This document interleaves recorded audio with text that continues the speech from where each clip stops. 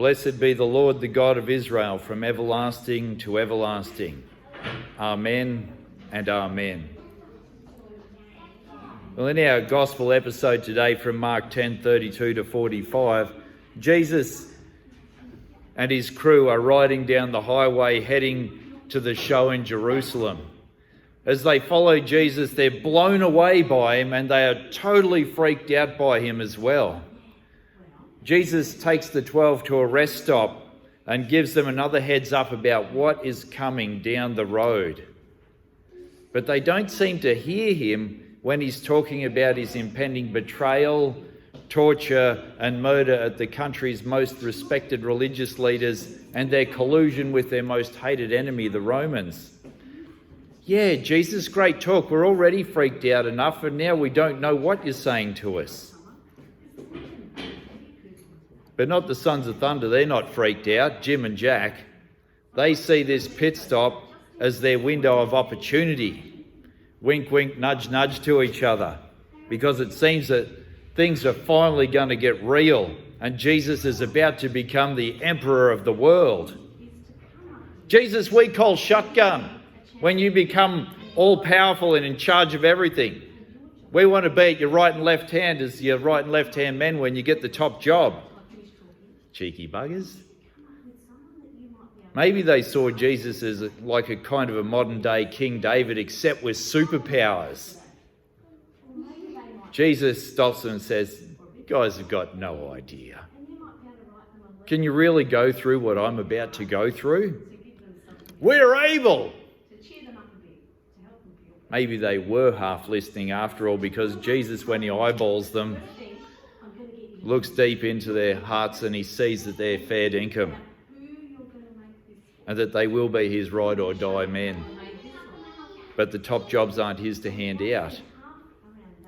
Of course, the 10 crack it. They've got FOMO and they start fighting with each other. Maybe they're feeling dumb as well that they didn't think of it and get there first. But Jesus cuts through all that argy-bargy by totally upending their understanding and ours about the exercise of position and power. The rulers of this world out there are bully boys and tyrants, rubbing people's noses in it and using their position and power for their own betterment and their own glory, but not so with my crew. This is greatness. Serve one another. Stop and think for a moment. Who is someone you know who is good at serving others? Don't say their name out loud. I want you to think about, who do you know that is good at serving others? Who puts the needs of others front and centre in their lives before themselves?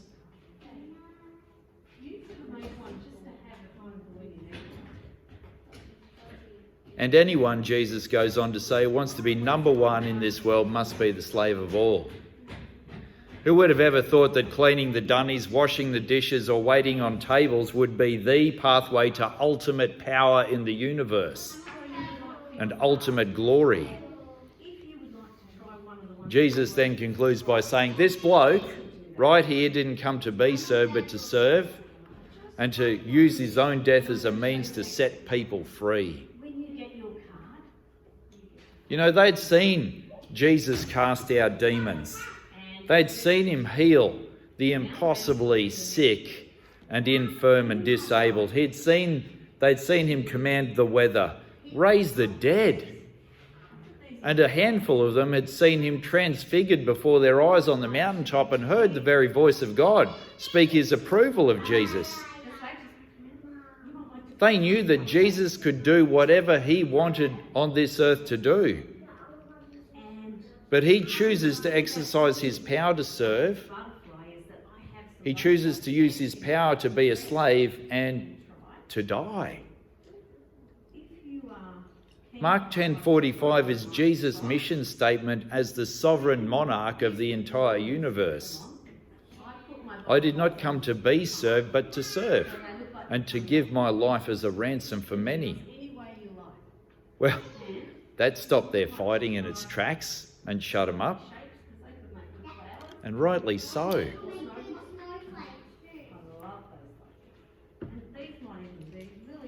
I wonder how many security teams and bodyguards would Jesus hide behind, like our worldly leaders do. I wonder, would Jesus put on an apron or a high-vis vest for a photo op? Like our politicians, who have never worked a real day's work in their lives? How many governments here and around the world are guilty of using the power that is granted to them for their own benefit and their own glory? How many leaders down to this day say that restricting our freedom is necessary, that mandatory detention of the people we don't like is necessary, that shooting protesters is necessary, that war is inevitable and necessary in order to secure our safety and our freedom?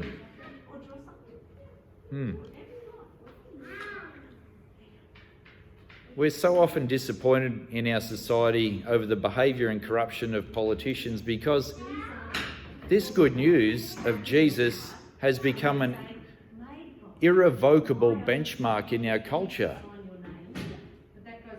It's had an ongoing impact on our thinking and the way we see the world, because even atheists now instinctively believe that political leadership in our society is about serving others, serving the community rather than yourself, even if we rarely see that in action.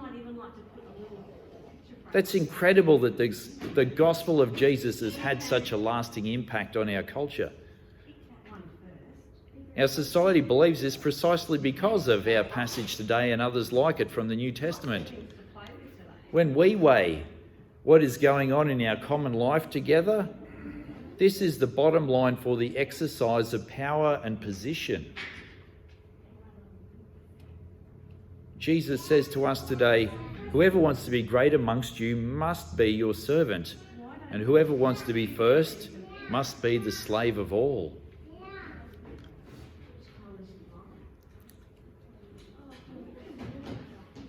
You know, these guys heading up to Jerusalem following behind Jesus, they were pretty knocked around, obviously, emotionally.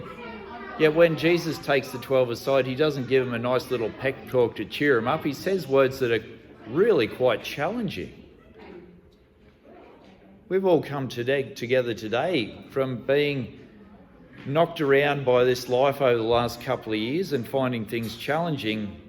And this isn't probably the pep talk you've been looking for, because Jesus' way is far from a pathway to health, wealth, happiness, or safety. His is the way of the cross. Yet his way is the way to freedom. Jesus gives his life, dies as a ransom for many, because we're held hostage by sin, by death, and by the devil, and by the political powers whose strings they pull: the pharaohs, the Caesars, the kings, the premiers, the prime ministers and presidents. And there are people in this city today held hostage by their bank account and their stuff, held hostage by their need to be safe, held hostage by generational poverty and domestic violence and homelessness and demonic oppression and mental illness and addictions to all kinds of things. Jesus' death is the crowbar that God takes to our prison gates to bust us out and to set us loose upon the world. This is good news. And it's good news that the suffering and death of James and John and all those who are able to follow Jesus, our deaths are not in vain. Because Jesus rose again, so will we. A people that are willing to suffer and die in the service of others, for the freedom of others, are invincible.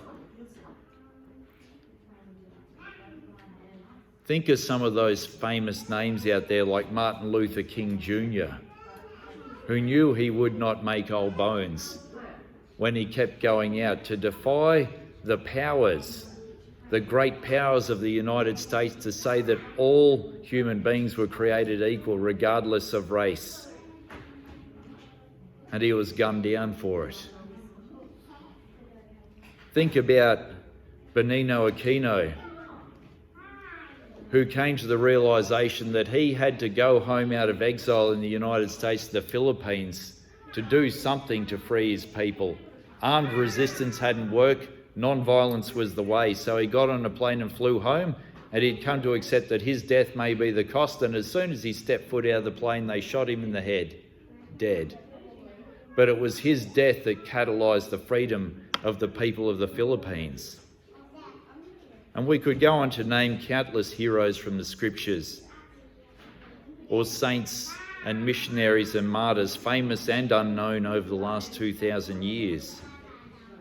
They didn't go to bed hoping that they would die when they got up the next day, but they counted the cost, and with James and John declared to Jesus, "I am able." We're rightly awed and feared as we are faced with the fact that it may well be my deprivation, my death, that is the crowbar God will take to an intractable situation in order to free people from oppressive powers. Are we able? Jesus says to you today, I didn't come to be served, but to serve and to give my life to set many free. Follow me.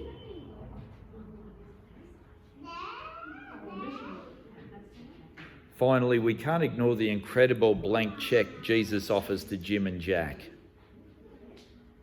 What do you want me to do for you? It's reminiscent of John's gospel, isn't it? Whatever you ask for in my name, I will do it. In this time of pandemic, our prayers must be more bold, with greater scope, and prayed with as much daring as Jim and Jack. Yeah, we might be fatigued. Yeah, we might be freaked out and over this COVID business. When we are hurting and worried, our reaction can be to shrink our world down to our own immediate needs and our own immediate desires to be safe and well, and those whom we love. Yet what Jesus has laid out is anything but a pathway to my personal safety. Like Jim and Jack, now is not the time for fear. Now is the time to be bold and seize the opportunity. The sons of thunder may have been off the mark, but they didn't lack ambition or daring, and Jesus doesn't knock them for that. Our prayer life and our actions might need an overhaul in light of this gospel episode today. I love that this parish has been praying for years, praying God's heart, Lord, you have given us this place. Use it, use us to be of service to the people of Mooroopna and beyond. This parish has counted the cost of service and said we will welcome all who come regardless of their vaccine status. But there's more, isn't there? There are more opportunities to serve and more opportunities to work with God to set people free, because this city is held hostage and it needs us and our willingness to walk the path of Jesus. Because do we simply want to rewind the world back to 2019 and go about business as usual?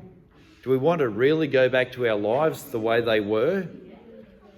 Or do we want to see King Jesus use us to seize greater opportunities to serve and further transform this world for his good and his glory? So Jesus asked you today, what do you want me to do for you? Amen and amen. Let us bow our heads in a time of prayer.